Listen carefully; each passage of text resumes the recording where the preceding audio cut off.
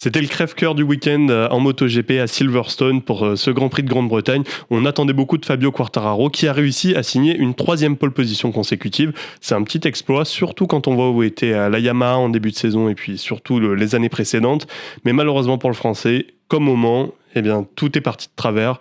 Déjà en sprint, on a vu qu'il avait un rythme qui était assez nettement moins bon que celui des Ducati. Il est malheureusement retombé à la 7e place, malgré encore une fois sa pole position.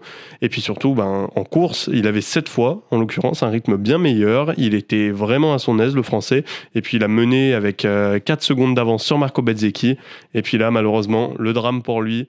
Après sa chute au Mans, cette fois c'est la mécanique qui s'est acharnée contre lui et le Français a dû abandonner. Donc des images assez terribles. On a vu le champion du monde 2021 en larmes.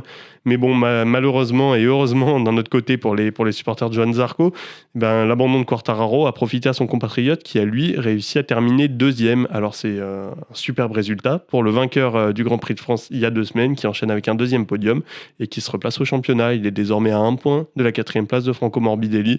Donc dans toute situation négative, il y a toujours un peu de positif pour nos pilotes français.